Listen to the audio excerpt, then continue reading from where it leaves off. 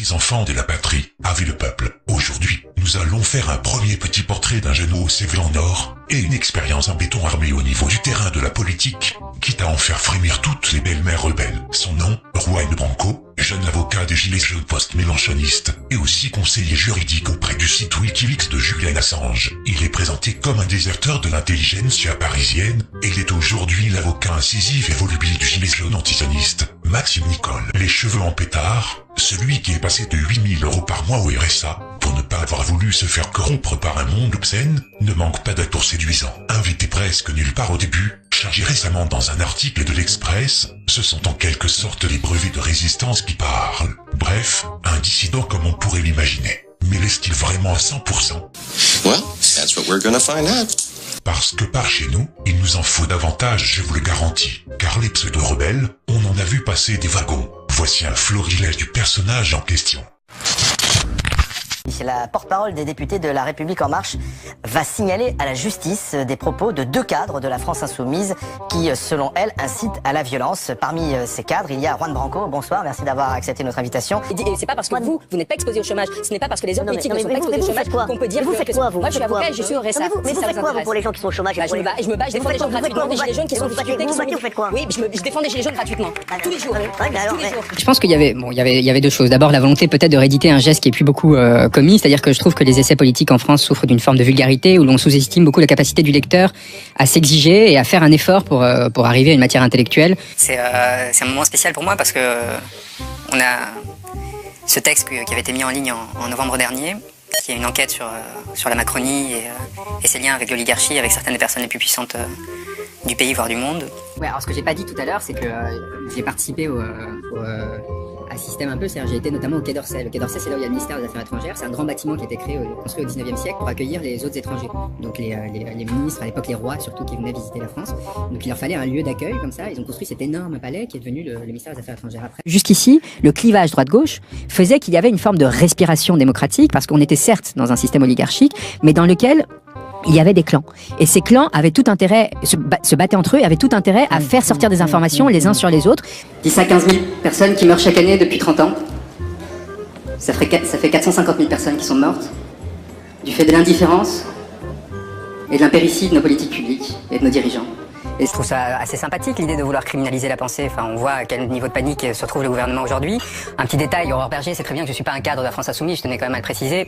Je me suis beaucoup rapproché des Gilets jaunes d'ailleurs, qui tiennent une ligne qui est pas exactement la même de celle de la France Insoumise depuis plusieurs mois. Je gagne pas 250 millions d'euros en 5 ans pour faire cette émission. Tu ne gagnes pas 250 millions d'euros en 5 ans, c'est le contrat de signer avec Bolloré. Espèce d'abruti, tu gagnes pas 250 millions d'euros, c'est pour produire des émissions. Allez, sors du plateau, tu dis des conneries. Non mais t'es un abruti. Vous sortez ceux qui vous mettent ça. Pas du tout, mais tu dis des bêtises. Écoute, on t'a mis gentiment, tu ne dis que des inepties.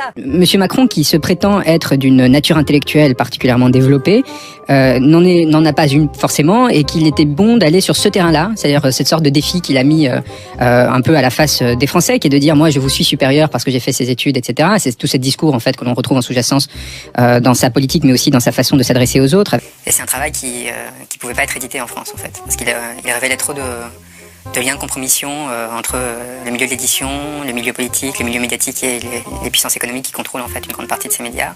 Et moi, je travaillais au cabinet du ministre, c'est-à-dire en gros les quelques conseillers qui sont autour du ministre très proches et qui ont accès directement à lui. Et donc c'était assez rigolo parce qu'en gros il y a toute l'administration, tous les diplomates qui travaillent dans une aile du palais, et il y avait un énorme espace de 3000 m² avec plein de salons de réception, des baignoires dorées, etc. qui avait été construit il y a un siècle et demi, qui nous était réservé. Et on était en fait à peu près 4 à y avoir accès directement. Ce qui permettait, ce que je disais, une sorte de respiration dans le sens où on voyait quand même parfois venir des choses apparaître dans l'espace public. Or Macron, et c'est là la source pour moi, ce que j'ai expliqué dans le texte, la source du en même temps de Macron. Cette indifférence, elle est suscitée par un simple fait, le fait que ces personnes, leurs enfants, leurs amants, leurs amis, sont complètement protégés des conséquences de leurs décisions. Mais elle est tellement obsédée par l'idée d'essayer de reconstruire une confrontation politique parce qu'elle sent que la chose lui échappe, donc elle essaie de reconstruire des cadres artificiels, sauf qu'elle le fait d'une façon assez intéressante, qui est d'essayer de mettre en tôle, pardonnez-moi l'expression un peu vulgaire, des personnes qui n'auraient pas pensé comme elle. Je suis le premier à donner mes plateaux après mes plateaux pour qu'on puisse faire avancer les choses. Dès qu'on dit qu'il y a un problème d'équité et de justice fiscale, là vous n'êtes pas d'accord. Non, il faut pas poser les questions. Mais tu dis des bêtises, j'ai jamais. Est-ce que j'ai dit ça tout à l'heure? Vous avez dit vous êtes France Insoumise parce que vous dites qu'il y a un problème. Mais pas du tout parce que tu es en campagne ici. Moi, t'es en campagne. Moi, un mec qui a voulu être élu, qui vient faire le beau ici, je le fous dehors. Et j'avais envie quelque part qu'il y ait quelqu'un qui vienne d'un milieu similaire aussi, en tout cas qui avait fait les mêmes études et avait eu des titres de gloire similaires à ceux qu'il avait pu acquérir dans sa prime jeunesse. Et je me suis pris beaucoup de murs en fait. Et à un moment j'ai décidé de le mettre en ligne. Et il se trouve qu'il y a quelque chose d'intéressant qui s'est passé dans ce pays, qui est le mouvement des Gilets jaunes. Et qui a donné un écho hallucinant au texte. Il y a eu sur le seul lien que j'avais mis, mais il y a eu énormément de versions pirates, plus de 750 000 téléchargements. Et en fait, moi je me baladais là-dedans et c'était tout le temps vide. Donc c'était un endroit majestueux, vous voyez de l'extérieur qui a l'air super impressionnant, plein d'activités, etc. Sa fonction principale, c'est d'impressionner.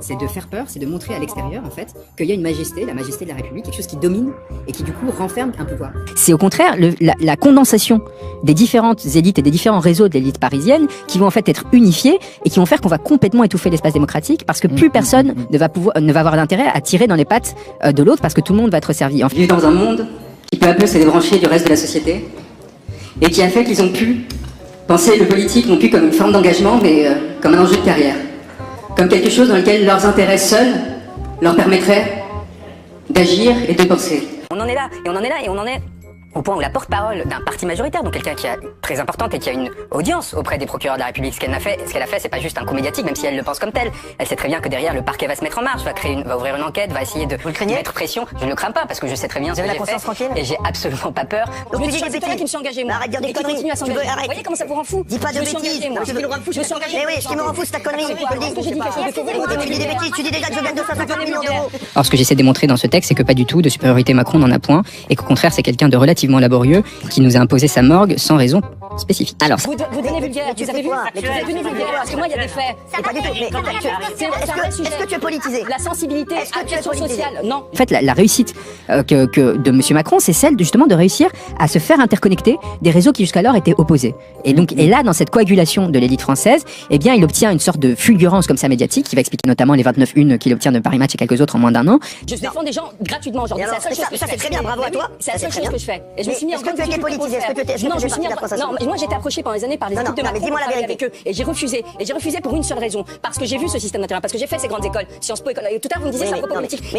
Et c'est en ça que la crise des Gilets jaunes se connecte à la question des quartiers populaires, où ils ne vivent pas, à la question de la crise écologique, qui ne les affectera pas, et évidemment à la question sociale, à laquelle ils sont complètement indifférents. J'ai vu comment ça dévoile. Je vais te dire ce que tu dis. J'ai vu comment les gens. Juan Branco, ce que tu fais là, c'est du racisme, anti-réussite. Tout ça, ça a l'air complotiste quand je raconte comme ça, mais si vous me lisez, vous allez voir comment en détail, en fait, ça s'est passé comme ça, et même parfois de façon inconsciente pour une partie des acteurs qui ne se rendaient même pas compte qu'ils participaient à ce jeu. Anti-réussite, tu dis des bêtises. Non, je vous dis juste que vous serez moins sensible. Mais non, vous serez pas moins sensible.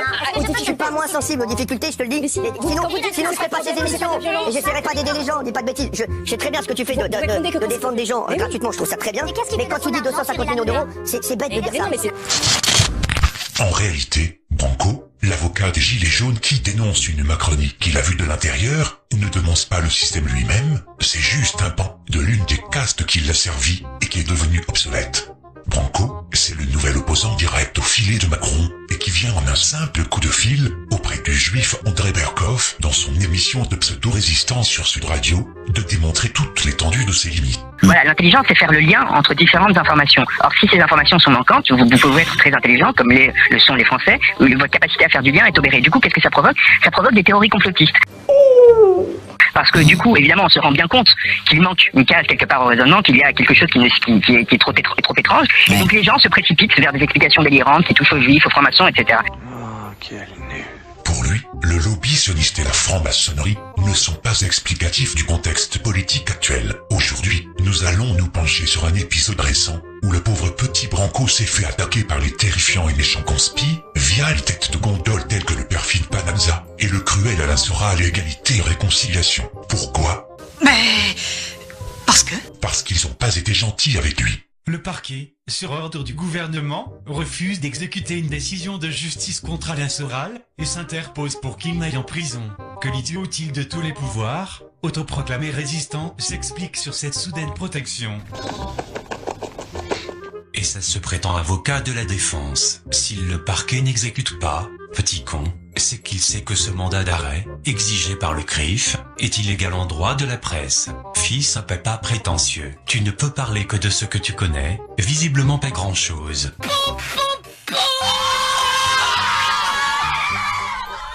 Mais c'est surtout une occasion de faire revenir à la raison Alix Hathor, que je salue, mais qui, malheureusement, plonge une nouvelle fois dans le panneau. Moult de mes abonnés me font remonter des informations, style, j'en ai parlé dans mon live hier soir, cette chaîne-là où vous vous trouvez. sur Pananza, donc qui partage le fait que Juan Branco aurait, par le biais de son association qui faisait paraître des articles, etc., dans sa prime jeunesse, parce qu'il n'est pas vieux quand même le Juan Branco, aurait eu comme un de ses nombreux parrains Attali. Qu'est-ce qu'on en a à foutre? J'invite ces fameux parasites très intelligents à aller se renseigner par eux-mêmes et non pas à manger la vomifure produite par ce bouffon de Pananza, qui se trompe une fois sur deux pour ne pas dire 2 fois sur 3. Dans ce qu'il vous partage, ça devrait quand même laisser les gens à réfléchir. Ah bah, on va pas finir en cause. Qu'on soit clair sur quelques points. Alix n'est pas un infiltré et n'a pas retourné sa veste. Tu devrais te reposer un peu parce que, non, franchement, tu déconnes. D'un autre côté, Panam Zouy fait bel et bien malheureusement beaucoup d'approximations factuelles dans ses papiers depuis quelque temps, mais Alix ne sait pas encore lesquelles. Sauf que la cible, c'est le petit Branco et son baratin incroyable vis-à-vis de son détracteur. Les 18, 26 et 27 avril, ce guignol visiblement agacé par certaines révélations de Panam Zouy à son sujet, avait publié 3 vidéos dans lesquelles ces 3 travers, comme l'ego démesuré, l'emphase et la duplicité se manifestent avec éclat. Voici un florilège de ces mensonges qui ne manqueront pas d'être relativisés par ses adeptes les plus exaltés, tels son client politiquement inoffensif, Flyrider.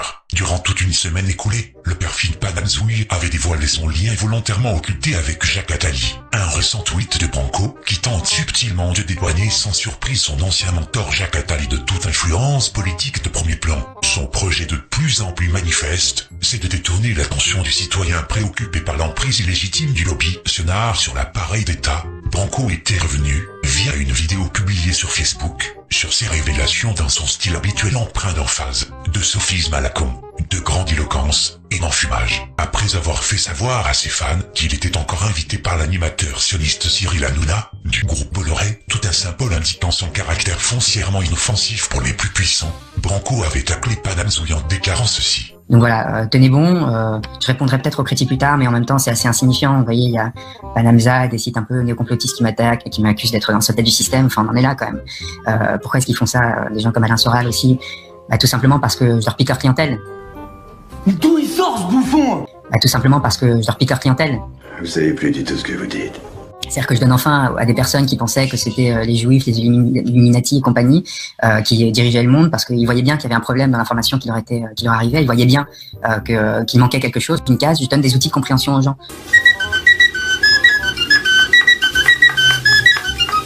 Pour qu'eux-mêmes puissent se mobiliser. Alors eux qui avaient fait leur fonds de commerce en utilisant des boucs émissaires divers et variés, tout d'un coup ils sont furieux alors. Ce discours manichéen ne vous rappelle rien, mais oui, c'est du pur utile-neuneux et à l'état pur. Par cette phrase, Branco prouve une nouvelle fois sa malhonnêteté intellectuelle. Panam Zouy n'a évidemment jamais accablé les juifs en tant que tels, en faisant délibérément la confusion entre un groupe religieux dans son ensemble et le lobby sionard, qui représente une majorité écrasante de juifs. Branco, qui est vivement soutenu d'ailleurs par l'ultrationniste André Berkoff, signe son imposture. Est-ce que vous avez remarqué une chose, alors pardon, pourquoi le voisin n'est absolument pas le même, celui qui parle parisien et celui qui est dans la vidéo et sur la vidéo? Quoi? Attends, redis, voir. Pourquoi le voisin n'est absolument pas le même, celui qui parle parisien et celui qui est dans la vidéo et sur la vidéo? C'est-à-dire barbu, le premier, parce qu'on est pas vraiment, enfin, c'est-à-dire barbu, le premier, parce qu'on est pas vraiment, enfin, c'est-à-dire barbu, le premier, parce qu'on est pas vraiment, enfin, c'est-à-dire barbu, le premier, parce qu'on est pas vraiment, enfin, Tu sais qu'être con à ce point-là, c'est pas donné à tout le monde. Mais ce n'est pas fini, on va encore se régaler. Quelqu'un qui tient un site très islamophile et limite complotiste. Mais un putain de menteur! À en croire Branco, Panam Zouy ferait la promotion de l'islam. Les vidéos d'imams, les articles encensant tel ou tel musulman à travers le monde en tant que musulman et les horaires du ramadan figurent-ils sur son site? La réponse est non. Passons sur le fait que son expression péjorative et dénigrante trahit le fond de sa pensée, digne du juif Zemmour. Pour lui, aimer l'islam serait donc une tare. Les musulmans pratiquants ou simplement culturels, notamment parmi les gilets jaunes, séduits jusqu'alors par sa petite verve en poulet, apprécieront que l'adoration de leur foi soit ainsi présentée comme un risible défaut. Soulignons surtout qu'il suffit au petit Branco que Panam Zouy porte un patronyme arabe pour déduire qu'il est non seulement musulman, mais surtout prosélyte. Il a beaucoup travaillé sur le 11 septembre en étant convaincu que c'était un complot de la CIA, avant de se rendre compte que c'était pas le cas, et qui a créé ce site Panamza. Ça continue, second mensonge. Contrairement aux membres et sympathisants de Reopen 911, où les Matteo Kassovitz et l'obscur animateur sous contrôle, d'interview qui avait servi à Branco la soupe à 2 reprises, Panamzouille, tout comme les Éric Laurent Guillenot, l'abominable homme des neiges que je salue, et moi-même depuis 2008, n'a jamais promu non plus la thèse fumeuse de l'Inside Job dans son livre de 2013, rien qu'à la couverture, pointant explicitement du doigt Israël. Rassure-moi la balle, tu sais lire. Il s'est appuyé là-dessus pour nourrir des fantasmes, des complots faciles qui faisaient que les gens se désactivaient politiquement. Et qui, au lieu de se dire, voilà, il y a quelque chose contre quoi on peut lutter, on va se mobiliser, on va y aller, ils disaient, ah, c'est les francs-maçons, ah, c'est les juifs, ah, c'est les Illuminati, Et voilà, la Bérésina. Jacques Attali, donc, moi je l'ai croisé à plusieurs reprises, et ce qui fonde la légitimité de mon parcours, et j'ai souvent raconté, en fait j'ai raconté, parce que c'est ce qui permet de montrer que moi, cette critique, je la fais de l'intérieur en connaissant ces personnes-là. Donc ils peuvent pas me reprocher le fait d'inventer des choses, ou d'être complotiste, ou quoi que ce soit. Attali, il a essayé de m'inviter au Positive Economy Forum au Havre, en 2015-16, parce qu'il voulait me récupérer. Qu'est-ce qu'il va nous inventer encore comme pipeau? Donc c'est quelqu'un qui pour moi a trahi, et a trahi notamment les facilités que lui avait données la société en lui permettant d'étudier, etc. Donc Attali, par exemple, dans la version imprimée du livre, vous l'avez page 155, 274, 277, 278 et 309. Branco précise citer le juif Attali dans son bouquin de merde, mais oublie d'indiquer qu'il s'agit là de mentions purement expéditives et minorées à son propos. À aucun moment, il n'attaque frontalement son ancien parrain, qu'il dédouana d'ailleurs dans un récent tweet. Et donc il avait essayé de parrainer une association que j'avais faite quand j'avais 18 ans. Hein? Et donc il avait essayé de parrainer une association que j'avais faite quand j'avais 18 ans. D'accord.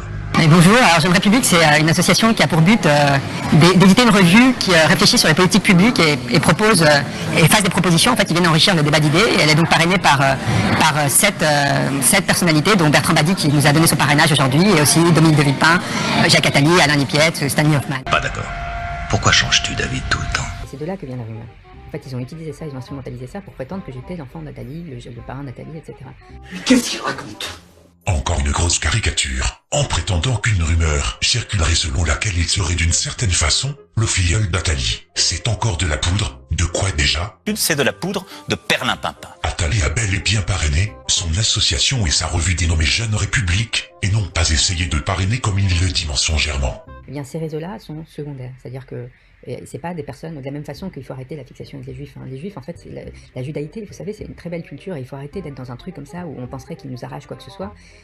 S'il y a beaucoup de personnalités qui ont émergé de la culture juive, c'est parce que la culture juive a un rapport au livre, via l'étude du Talmud, etc., qui font qu'il y a un rapport à l'écrit qui fait que vous avez un esprit qui se forme pour ceux qui sont dans cette culture-là, parce qu'il y a beaucoup de juifs qui sont pas du tout pratiquants, qui n'ont pas du tout étudié cette théologie, qui fait que vous avez un rapport aux études développées qui font que de Einstein à plein d'autres, vous avez des gens très bien et d'autres beaucoup moins bien qui sont issus de cette culture et qui ont fait des choses différentes.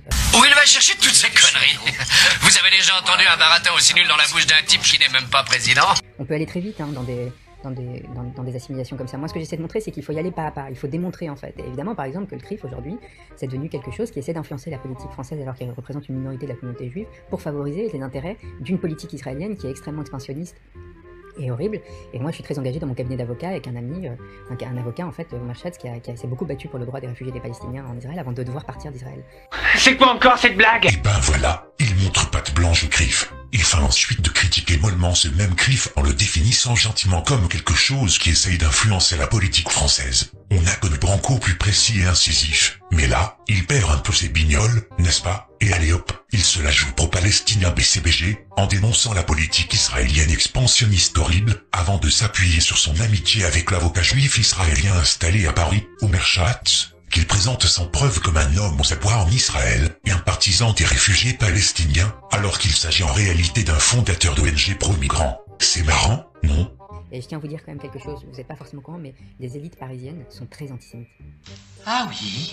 Sont très antisémites. Et ça crée des effets très pervers qui font que quelqu'un comme Xavier Niel a dû suradhérer au système parce que, à mon avis, il était méprisé du fait de ses origines par tous ces espaces-là. Il a fini par s'y soumettre complètement pour essayer de se faire intégrer. Donc... C'est ça, ouais. En clair, il reprend quasiment la propagande victimaire de la mafia du CRIF quand son ex-président Roger Kuckerman déclarait que les juifs seraient les parias de la République. Selon Branco la pétoche, l'affairiste véreux et milliardaire Xavier Niel qu'il présente lui-même comme juif, aurait ainsi souffert de ses origines. Tu t'enfonces un peu plus, mon petit O. Et pour finir, le clou du spectacle, ce petit morveux qui se présente régulièrement, y compris dans ses vidéos comme celle qui va suivre, comme l'avocat de Julian Assange, alors qu'il ne fut qu'un parmi d'autres, conseiller juridique de Wikileaks pour la France, a réussi un tour de force dans une logorée d'1h40, publiée s'intitulant « Au sujet du 1er mai et de l'histoire qui vient ». J'essaie de rester fidèle aux valeurs de mes parents, qui venaient de petits villages de pêcheurs et agricoles du Portugal et de l'Espagne salazariste et franquiste, des années 70. Des personnes qui ont beaucoup souffert pour se construire, qui ont été très privilégiées, qui ont beaucoup de chance, qui nous permettent de vivre des choses incroyables. Ah. Tu mens grossièrement, mon petit bonhomme. Les propos de ton père Polo Branco, un dandy hableur et séducteur, et fan de courses de cheval à Dubaï, se vantait d'avoir vécu dans sa jeunesse une existence de grands espaces, dans le cadre de la grande aristocratie rurale portugaise. C'est bizarre ça. Pour conclure cet épisode avant d'autres révélations, le mot d'ordre pour Alix sera le suivant. On se réveille! Et on ouvre bien les paupières une bonne fois pour toutes. C'est clair. Mon conseil sera celui-là. Reviens dans le droit chemin, reviens vers la lumière, vers... on ne sait pas. En attendant, ce baltringue préfère s'en tenir à la bonne vieille explication non réseautaire qui passe par les personnes telles que les Arnaud, Lagardère et tout le tralala, les vilains milliardaires qui se torchent le fion avec la démocratie. Le système peut souffler, il compte un ennemi en moins. Tout va bien dans le meilleur des mondes, d'autres révélations suivront. À très bientôt.